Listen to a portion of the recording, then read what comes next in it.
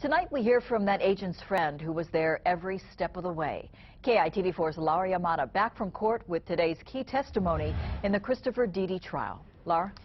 Well, Paula, Adam Gutowski admits what happened in the early morning hours of November 5th is something of a blur. But he remembers the fear when a confrontation took a dangerous turn.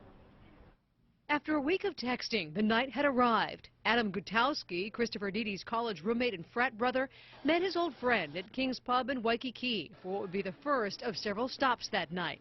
There wasn't really craziness going on. I want to make that clear. Gutowski says he wanted to show Deedy around town, Chinatown for food and drinks, then catching a cab to Moose McGillicuddy's around midnight. That's when Gutowski says he realized Deedy had a gun.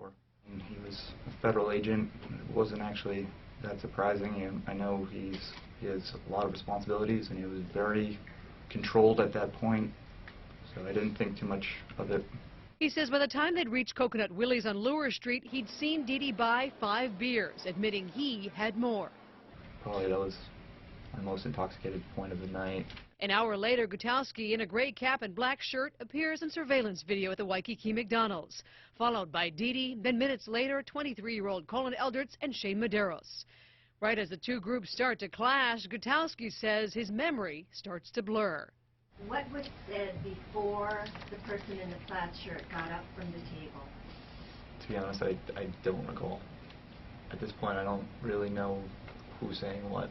Gutowski says he can't remember Deedy's words, but thought Eldritz said, "Oh, you have a gun," or "You're not the only one with a gun." Does it appear to you that that wound is consistent with being hit with some blunt object? Yes. Doctors at the Queens Medical Center documented bruises, scrapes, and for Gutowski, a cut to the head. I don't really remember much of any of it. I got hit in the head pretty hard. This all happened extremely quickly. Now, in yet another interpretation of the surveillance video, Gutowski says you can see him put his hands up, but it's unclear if at that point he pushes Eldritz or if it was the other way around. He says he told emergency room staff someone punched him and hit him on the head with something, but he's not sure who did it. Gutowski will be back for more questioning tomorrow. Paula, back to you.